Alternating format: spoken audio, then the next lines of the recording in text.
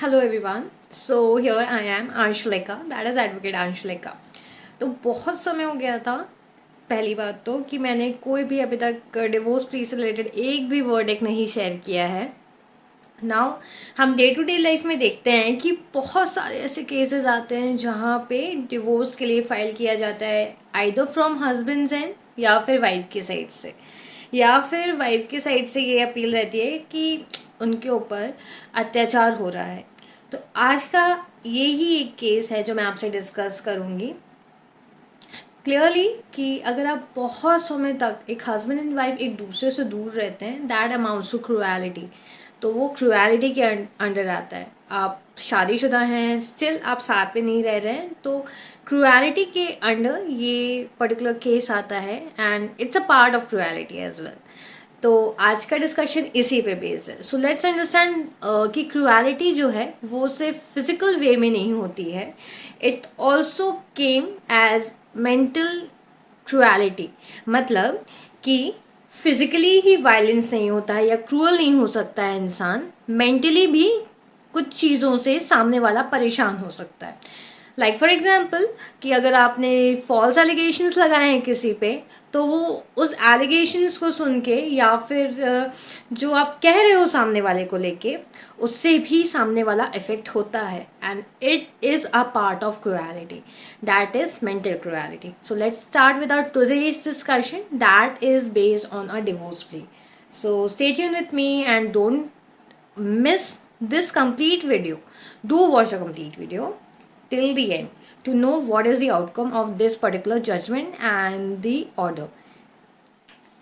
When I talk about divorce, जब मैं divorce की बात करती हूँ, हमारे माइंड में जनरली ये होता है कि जो डिवोर्स पटिशन्स हैं वो क्यों फाइल हो रही हैं. May be there is a reason, क्योंकि कुछ तो रीज़न होगा, कुछ तो ऐसी हार्डशिप्स फेस किए जा रहे होंगे इन मैरिज जिसकी वजह से डिवोर्स प्ली फाइल हुई है. जनरली हमारा जो झुकाव होता है वो वुमेन्स की तरफ ज़्यादा होता है. मे बी कि डॉरी के लिए मांगा गया हो या फिर फिजिकल कोई क्रूएलिटी हुई हो.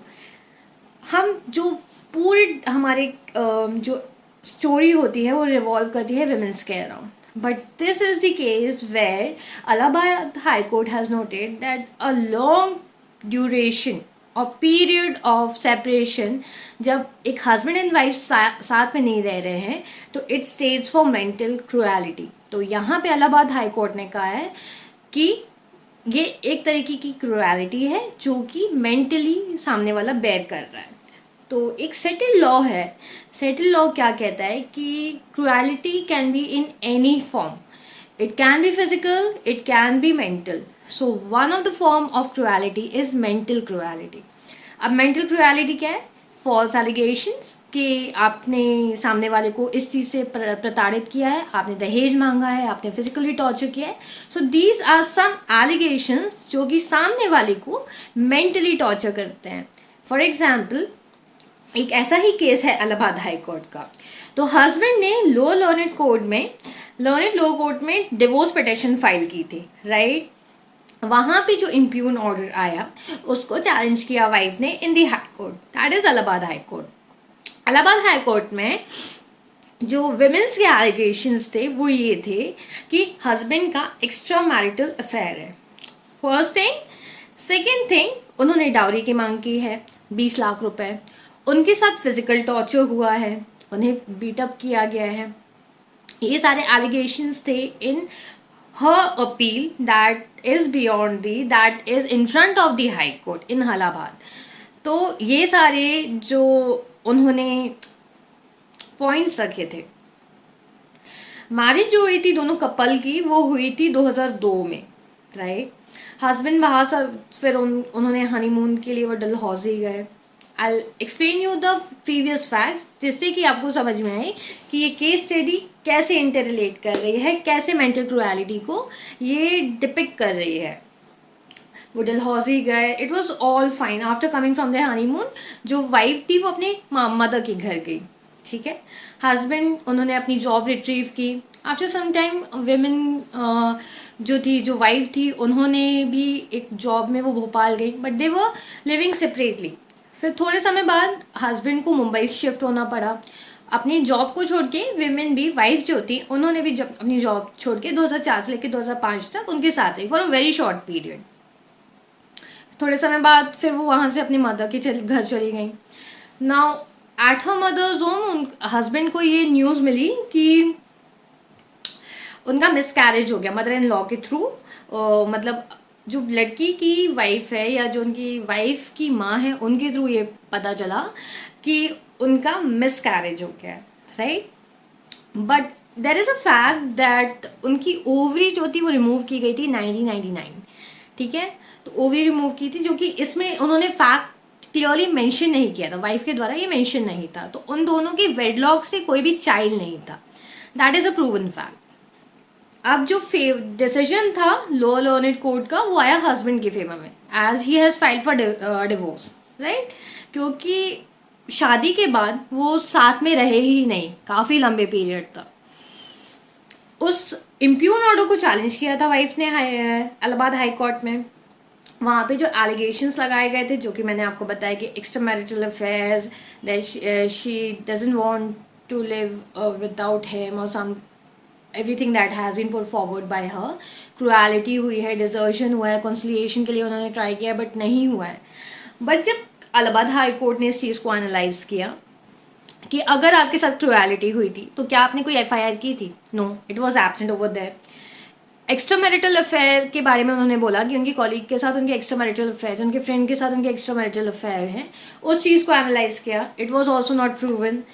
बीटिंग के लिए उन्होंने बोला कि उन्हें मारा गया है, पीटा गया है, टॉर्चर किया गया है, उनका हैमरेज हुआ है, उनका सर जो था स्मैश किया गया है वॉल पे, वो भी प्रूव नहीं हो पाया फैक्ट। जब आपके साथ इतनी सारी मेंटल क्रुएलिटी हो रही थी, फिजिकल टॉर्चर हो रहा था, सब कुछ हो रहा था, तो बीइंग एन एजुकेटेड पर्सन, आप एक एजुकेटेड पर्सन हो, आप जाओगे पुलिस में रिपोर्ट करोगे। That FIR was also missing in that particular case and it has been analysed by the lower learned court clearly.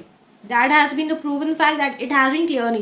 But what in this appeal wife has said कि नहीं नहीं गलती हुई है lower learned court से, they have superficially gone through the facts, they have not clearly analyzed the facts. Now Allahabad High Court is the court where everything, and if अगर court जो है अपील को listen करेगी then it will see every evidences, every witnesses statements, cross examinations जो हुए हैं, उस हर चीज़ को वो एनालाइज करेगी। So it has been clearly stated that this prolong separation between a husband and wife is a mental cruelty on a husband. क्योंकि किसी भी रिलेशन को एज पर कंसिलिएशन के लिए भेजा जाता है। जब भी डिवोर्स के लिए आप फाइल करते हो कि आप बातचीत करके कॉम्प्रोमाइज़ कर लो, कुछ कोशिश कर लो कि इस रिलेशन को आप चला सके। हस्बैंड तो अपीयर हुए थे कंसिलिएशन के लिए बट वाइफ अपीयर नहीं हुई थी, राइट। तो वहाँ पे ये एनालाइज किया गया that wife is not interested, ठीक है, वो इस चीज़ को कॉम्प्रोमाइज़ या फिर कंसिलिएशन के लिए वो इंटरेस्टेड नहीं है। Section 13 subsection 1A, section 13 subsection 1B of Hindu Marriage Act speaks about section 13 subsection 1A talks about cruelty and section 13 subsection 1B talks about desertion. ये दोनों चीज़ें ली गई थी यहाँ पे।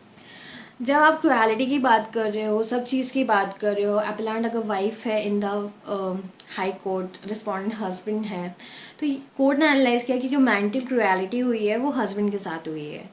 And whatever they the judgement has been pass by the lower learned court is side. तो उन्होंने इस अपील को तो डिसमिस कर दिया पहली बार। But what we analyze all these things, that the power that has been given to you, जो power आपको दिया गया है कि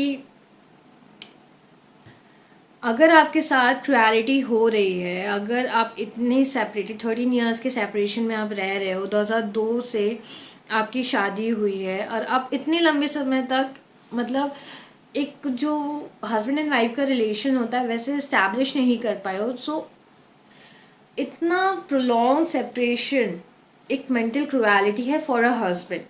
सो this particular marriage doesn't exist, right, to live as a husband and wife, you have to be together with each other, but आप कभी साथ में रहे ही नहीं हो, तो म्यूचुअली तो वैसे ही आप एज अ डाइवोर्स पर्सन रह रहे हो ना. Judicially it has to be clearly stated that you have been separated.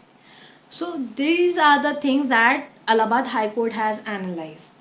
Now when we analyze all the things, जब हम एनालाइज करते हैं इन सब चीज़ों को, do we ask from ourselves whatever facts we are putting forward in front of the court is right, और हम just सामने वाले को सप्रेस करने के लिए फैक्ट्स रख रहे हैं.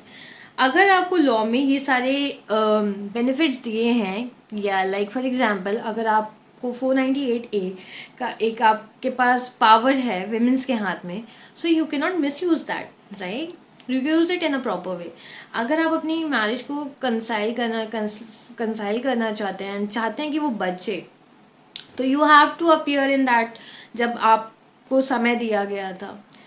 No, all the things that court has decided in the favor of the husband, and they had dismissed this first appeal that has been filed by the wife. So prolonged separation between a husband and wife also relates to mental cruelty, and जो violence है वो सिर्फ physical form में नहीं होता है, वो mental form में भी होता है. So all the people living out there, whatever you are doing in your life, if you are getting into a relationship, if you are getting into something, so do focus on that. These things affects your life, affects others life as well, और उनकी family की भी life affect होती है इस चीज़ में. So whatever do it with a proper mindset in your life. So stay tuned with me. That is Advocate Anshleka, and bye everyone.